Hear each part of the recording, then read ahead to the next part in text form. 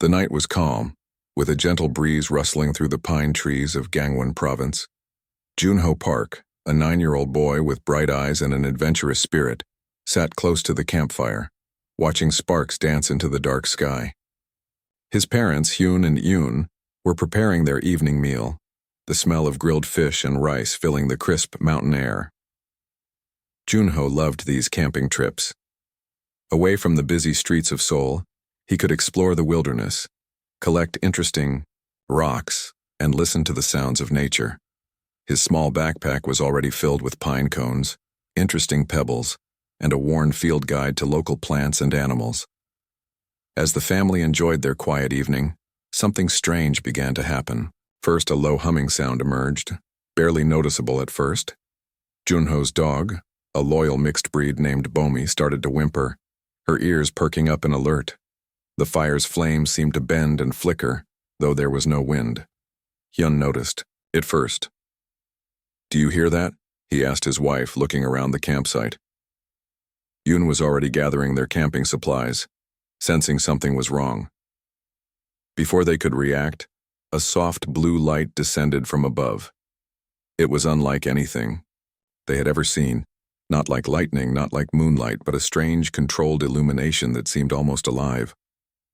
The light concentrated around Junho, creating a perfect cylinder of ethereal blue. "Mom! Dad!" Junho called out, but his voice sounded distant, muffled. He felt weightless, as if gravity had suddenly become a suggestion rather than a rule. "Bomi," barked frantically, trying to reach her young master. Hyun lunged forward, but an invisible force pushed him back. Yoon screamed, her hands reaching out toward her son. But Junho was already rising, suspended in the blue light, slowly lifting away from the campsite. In those moments, Junho wasn't afraid. Curiosity burned brighter than fear in his young mind. He could see his parents growing smaller, could hear Bomi's desperate barking, but something about the light felt interesting. It wasn't threatening. It was like being wrapped in a warm, strange embrace. The blue light intensified, and suddenly the forest disappeared. The campsite, the trees, his parents, everything vanished into a brilliant, consuming brightness. When the light faded, Junho found himself in a place that was definitely not Earth. Smooth, metallic walls surrounded him. Strange instruments blinked and hummed. The air felt different, cooler, with a faint metallic taste. Outside the transparent walls of his containment area, beings moved. They weren't human. Tall, with elongated limbs and skin that seemed to shimmer between silver and pale blue, they moved with a precision that seemed more mechanical than organic. Junho's first thought wasn't fear. It was wonder. "Wow," he whispered, pressing his hand against the transparent wall, watching the alien researchers move about their strange environment. He didn't know it yet, but these beings, the stellar collective, had just made the biggest mistake of their evolutionary history. They thought they were selecting a simple research specimen. They had no idea they had just kidnapped a human child from Earth. A young alien researcher named Kirill approached the containment area. Scanning devices in hand, they began initial assessments, completely unaware that the small human child was already studying them with an intelligence that would soon challenge everything they understood about sentient beings. Junho smiled. This was going to be an interesting adventure. Miles away, in the dark Gangwon Province forest, Hyun and Yoon Park would spend years searching, hoping, believing their son was still alive. Bomi would sit by the window waiting for a boy who had vanished into a mysterious blue light. But Junho Park's real journey was just beginning. The containment area was unlike anything Junho had ever imagined. Walls that looked like liquid crystal shifted colors with every movement. Soft blue and silver lines pulsed with an almost living energy, creating patterns that seemed to dance and change with each passing moment.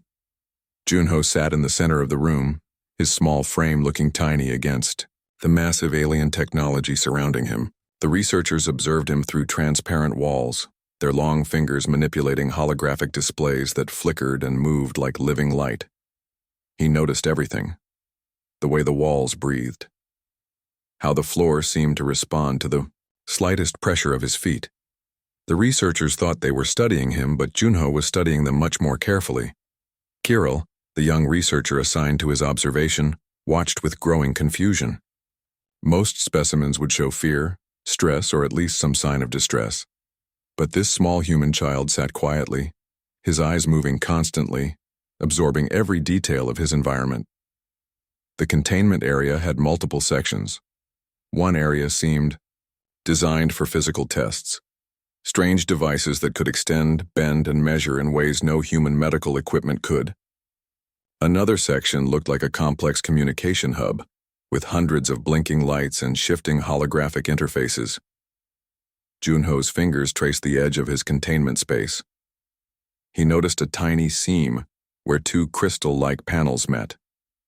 Most would see nothing, but his young mind was already mapping possibilities. He pressed gently, watching how the panels reacted. The alien researchers had specific protocols. First, observe, then test, then categorize. They had done this with hundreds of specimens from various planetary systems. This small human seemed no different, or so they thought. A device extended from the wall, moving closer to Junho. It looked like a cross between a medical scanner and a complex mathematical instrument. Most children would have pulled back, scared. Junho leaned forward, curious. The scanner hummed. Green and blue lights danced across its surface. But something unexpected happened. Instead of just collecting data, the device seemed to pause. For a fraction of a second, its lights flickered in a pattern that was almost responsive. Kirill's supervisor, a senior researcher with skin that shifted between silver and pale blue, approached the monitoring station. Interesting, they murmured, watching the scanner's unusual response. Junho smiled. He didn't understand everything, but he understood enough. These beings were trying to understand him, but he was equally determined to understand them. The room's temperature shifted slightly. Most humans would have felt uncomfortable, but Junho simply adjusted, his body responding in ways the researchers had never seen before. He moved closer to a panel, his small hand touching its surface. For a moment, something extraordinary happened. The panel's color changed, not randomly, but in a precise, almost deliberate pattern. It was as if the technology was communicating back. Kirill's research notes began to fill with unusual observations. Heart rate stable, stress levels non-existent, cognitive response exceptional, technological interaction unprecedented. Hours passed. The researchers conducted various tests. Some involved complex problem-solving scenarios. Others were physical assessments. Junho approached each challenge with a combination of childlike curiosity and surprising intelligence. He didn't just complete tasks, he seemed to understand the underlying logic behind them. Where other specimens would follow instructions, Junho was figuring out the entire system. The containment area, designed to be a controlled research environment, was slowly becoming something else. A learning space, a place of unexpected discovery. Night cycles began on the alien research station. Junho settled down to rest. But even in sleep, his mind remained active. The researchers continued their observations, unaware that the small human child was doing exactly the same thing. They thought they had selected a simple research specimen. But Junho Park was proving to be something entirely different. The real experiment was just beginning. The research station hummed with quiet energy. Junho sat in his containment area, watching the alien researchers move about their complex environment.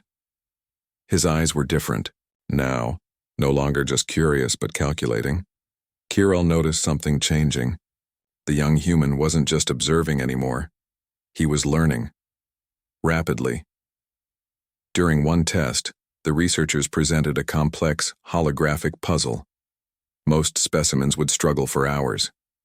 Junho solved it in minutes. But it wasn't just solving. He was modifying the puzzle's base code, creating new pathways the aliens hadn't designed.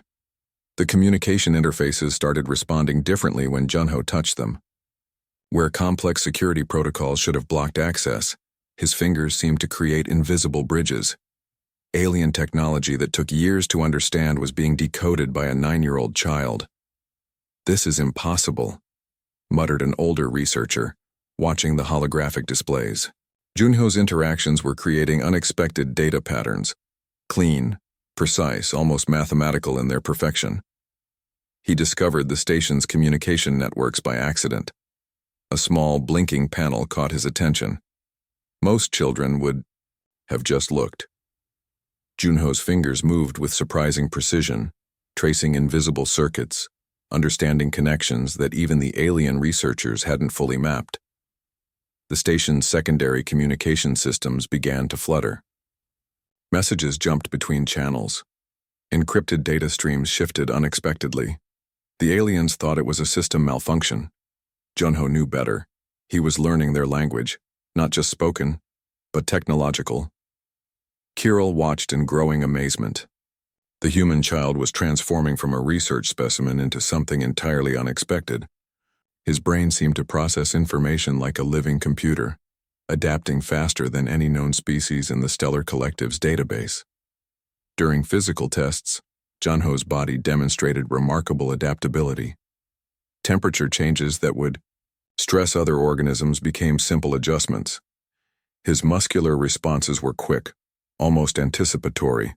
Where most specimens showed weakness, he showed potential. The researchers started comparing his data with thousands of previous research subjects. Nothing matched. The human child was creating his own category of intelligence.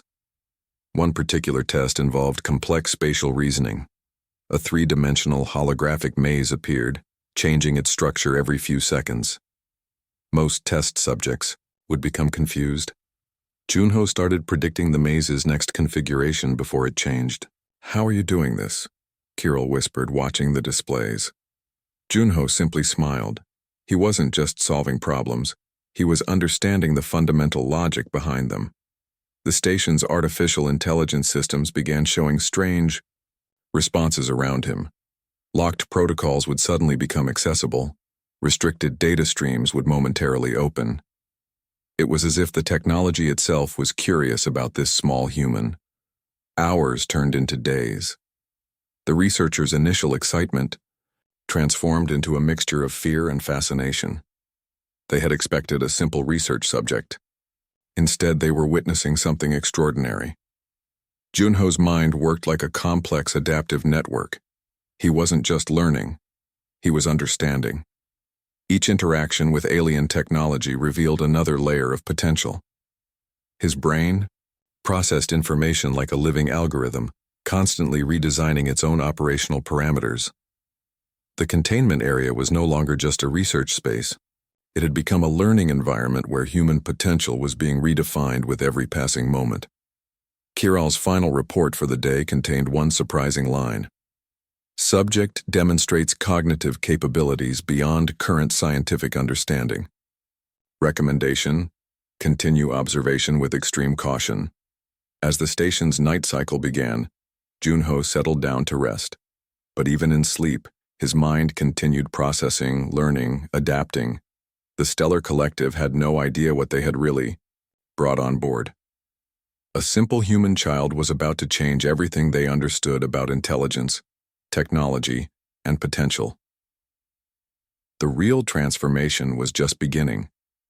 Junho understood something the alien researchers didn't. Every system has a weakness. He had spent weeks mapping the research station's internal networks, learning its rhythms, its breathing patterns. The station operated on precise schedules. Shift changes happened every 8 standard cycles. Communication networks pulsed with predictable data streams. Most would see routine. Junho saw opportunity.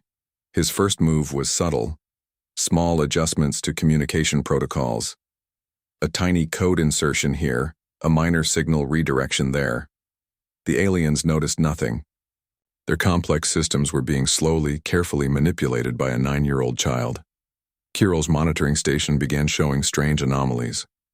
Security doors would flicker momentarily. Communication channels would skip unexpected frequencies. Something was changing, but nothing seemed critically wrong. Junho's plan wasn't about force. It was about understanding and redirecting. He watched how the researchers moved, how their technology responded. Each observation became another piece of his escape strategy. During one test, he deliberately showed a pattern of response that made the researchers believe he was becoming more cooperative. They relaxed their monitoring. Big mistake. The station's main computer system started experiencing unexplained glitches. Doors would open and close randomly. Communication channels would scramble. To the aliens, it seemed like a minor technical issue. To Junho, it was carefully orchestrated chaos. He discovered a small maintenance shuttle hidden in a lower deck. Most children would have been intimidated by its complex controls. Junho saw an opportunity. His fingers moved across alien interfaces like a pianist playing a familiar instrument. The shuttle's navigation system began receiving conflicting instructions. Primary control routes were subtly redirected. Security lockouts were quietly bypassed. Junho was writing his own escape program, line by careful line. Researchers started noticing something was wrong, but every time they tried to investigate, another system would malfunction. It was like chasing shadows. Everything seemed normal, yet nothing worked correctly. Junho's small frame moved with surprising precision. He understood that escape wasn't just about leaving. It was about creating a path that couldn't be easily tracked or understood. The station's artificial intelligence began showing strange behavioral patterns. Locked sections would momentarily open. Restricted data streams would flutter with unexpected information. It was as if the technology itself was becoming curious about the small human. During a routine monitoring cycle, Junho made his move. Perfectly timed sequence of technological disruptions created a small window of opportunity. Alarm systems confused, communication networks scrambled, security protocols temporarily disabled. The maintenance shuttle systems came alive. To the alien researchers, it would look like a standard diagnostic procedure, but Junho was rewriting its entire operational matrix. Kirill watched in growing confusion as multiple station systems began showing unexpected behaviors. Doors opened and closed randomly. Communication channels jumped between frequencies. It was technological chaos perfectly orchestrated. Junho's escape wasn't just physical. It was a complete deconstruction of the station's operational infrastructure. He wasn't running away. He was systematically dismantling their ability to track or stop him. The shuttle's navigation system locked onto a predetermined coordinates, not randomly selected, but carefully calculated, a path that would be difficult to predict or intercept. As alarms finally began blaring, Junho sat calmly in the shuttle's control seat. His small hands moved across alien interfaces with a precision that defied his age. He wasn't just escaping. He was sending a message. The Stellar Collective would later review this incident with growing concern. How could a single human child systematically override their most advanced research station? The maintenance shuttle slipped away from the station, leaving behind a trail of technological confusion. Inside, Junho adjusted his safety harness, a small smile playing on his lips. He was going home. The aliens would soon learn an important lesson. Never underestimate human potential. The small maintenance shuttle dropped out of hyperspace near Earth's solar system. Inside, Junho sat quietly, surrounded by alien technology he had carefully preserved and understood better than its original creators. Weeks of careful navigation had brought him home. The shuttle's systems, originally designed for short maintenance missions, now carried a 9-year-old boy across impossible distances. Most would have been terrified. Junho was simply curious. As Earth came into view, something extraordinary happened. The shuttle's advanced systems began interfacing with local communication networks. Not by accident, but by careful, calculated design. Junho was preparing his return. The re-entry was smooth, almost perfect.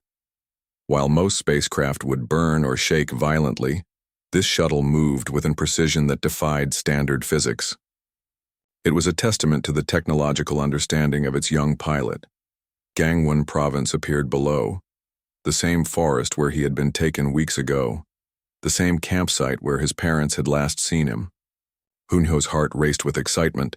The shuttle landed in a remote mountain clearing, its advanced cloaking systems ensuring minimal detection. As the hatch opened, Junho stepped out, carrying a small container filled with alien technological fragments. His parents were nearby. Search parties had been combing the area for weeks. When Junho walked out of the forest, clean and calm, it seemed like a miracle. "Mom, Dad," he called out. The reunion was emotional. His parents couldn't believe their son had returned. But something was different about Junho. His eyes held a knowledge that went beyond his 9 years. Scientists would later study the technological fragments Junho brought back. Each piece was a breakthrough. Complex systems that seemed to defy current human understanding. Technological concepts that would push scientific research decades ahead. The Stellar Collective received the first report of Junho's return with confusion. Their most sophisticated tracking systems had lost him completely. It was as if the human child had simply disappeared from their technological universe. Junho's experience had changed him. He understood things no 9-year-old should know. Complexy, technological concepts, alien communication protocols, the very nature of interstellar travel. Government research teams became intensely interested, but Junho was protected by his parents, who understood something extraordinary had happened to their son. The alien fragments he brought back became the most significant technological discovery in human history. Each piece contained advanced technologies that would revolutionize multiple scientific fields. Satellite communications began showing strange, sophisticated patterns. Computer systems worldwide started experiencing unexplained improvements. It was as if some invisible technological intelligence was subtly upgrading global systems. Scientists couldn't explain it. Military researchers were confused, but Junho knew. The technologies he had learned were slowly, carefully integrating with human systems. His school reports became interesting. While other children struggled with basic mathematics, Junho demonstrated an understanding of complex theoretical concepts. His teachers were both amazed and slightly frightened. The Stellar Collective would spend years trying to understand how a single human child had completely outmaneuvered their most advanced research systems. Their reports would be filled with confusion and a growing respect for human potential. Junho's dog, Bomi, was the first to truly understand that he had changed. She would sit beside him, watching as he worked on complex technological projects in his family's garage.